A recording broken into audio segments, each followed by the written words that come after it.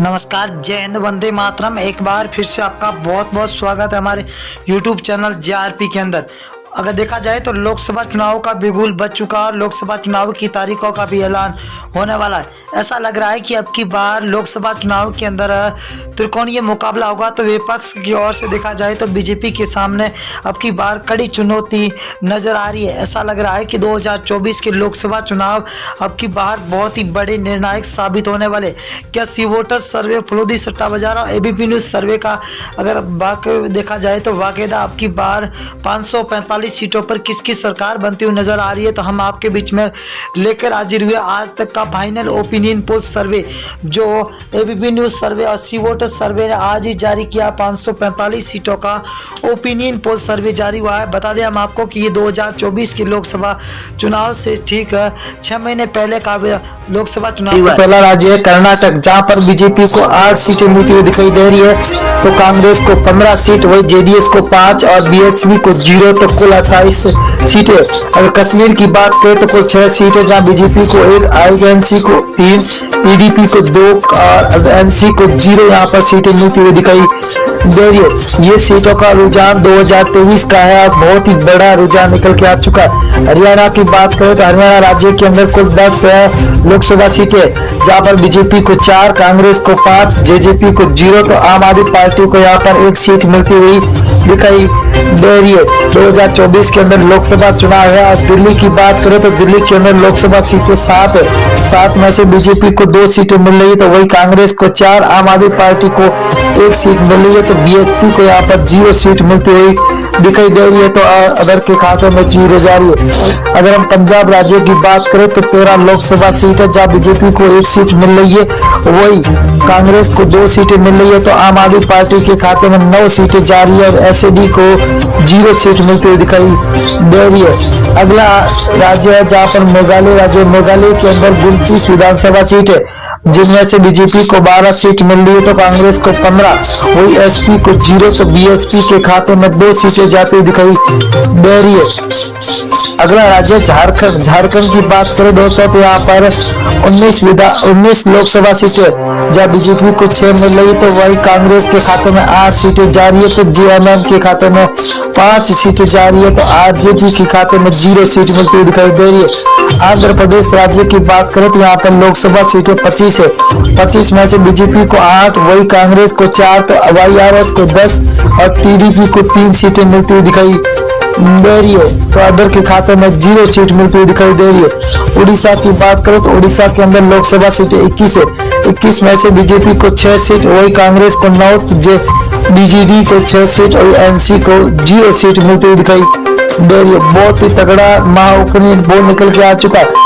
तमिलनाडु की बात करें तो यहाँ पर कुल 39 लोकसभा सीट है, जहाँ बीजेपी को 4, तो कांग्रेस को 5, DMK को 15, ALA को 15 सीटें मिलती हुई दिखाई दे रही है, तो 0 खाते में जा रही है अदर के।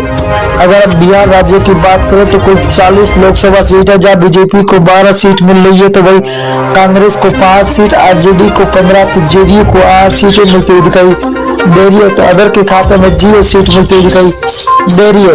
अगला है राजस्थान। राजस्थान के अंदर कुल लोकसभा सीट है 25 में से बीजेपी को 10 सीट है, तो कांग्रेस को 14 सीट, वही RLP के खाते में 1 सीट जा रही है, तो आम आदमी पार्टी को यहाँ पर 0 सीट पर संतोष होना पड़ रहा है, तो अंदर खाते में 0 सीट। उत्तर प्रदेश की बात करें तो कुल 80 विधानसभा सीटें हैं, जहाँ बीजेपी को 32, वही कांग्रेस के खाते में 14, SPA के खाते में 27, BSP को 2 सीटें, वही अदर के खाते में 5 सीटें जाती हुई दिखाई दे रही है।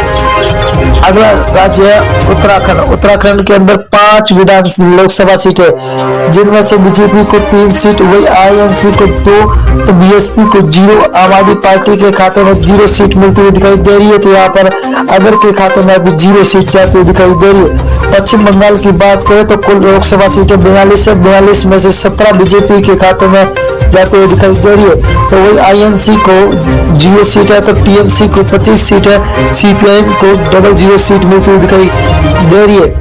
आंध्र प्रदेश की बात करें तो आंध्र प्रदेश के अंदर लोकसभा सीटें 2 है, जहां पर बीजेपी को 1 सीट मिल रही है। तो यहाँ पर कांग्रेस को खाते में 1, एसपी को 0, तो बीएसपी के खाते में भी 0 सीट जाती हुई दिखाई दे रही है, तो अदर के हाथों में 0।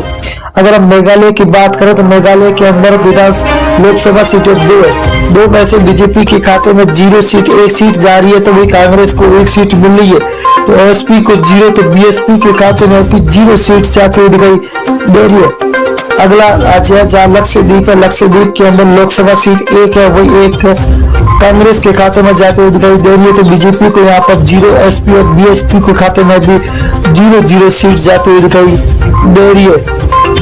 अगला राज्य है महाराष्ट्र। महाराष्ट्र के अंदर 48 लोकसभा सीटें हैं, जहां बीजेपी को 15, कांग्रेस के खाते में 14, तो एसएचएस को 10 और एनसीपी को 8 सीटें मिलती दिखाई दे रही है। तो अदर के खाते में 0 सीट जाती हुई दिखाई दे रही है। छत्तीसगढ़ राज्य की बात करें तो यहाँ पर लोकसभा सीटें 11 में से बीजेपी को 6 सीट मिल रही है, तो आईएनसी के खाते में 5, आम आदमी पार्टी को 0, बीएसपी को यहाँ पर 0 सीट मिल रही है, तो अदर के खाते में भी 0 सीट जाती हुई दिखाई दे रही है। तेलंगाना की बात करें तो कुल 17 लोकसभा सीटें, जहाँ बीजेपी को 3 सीट, वही कांग्रेस को 5, तो टीआरएस को 7, एआईएम को 2 सीटें मिलती हुई दिखाई दे रही है। बहुत ही बड़ा तगड़ा झटका लगता हुआ दिखाई दे रहा है आपकी बात। अगर केरल की बात करें तो केरल के अंदर 20 लोकसभा सीटें, जहाँ बीजेपी को 1 सीट मिल रही है, तो कांग्रेस को 10 सीटें, वही एलडीएफ को 9 सीटें मिल रही है, तो यूडीएफ को लगभग 0 सीट मिलती हुई दिखाई दे रही है, तो अदर के खाते में 0 सीट जाती हुई दिखाई दे रही है। असम राज्य की बात करें तो कुल 14 सीट है, जहाँ बीजेपी को 7, को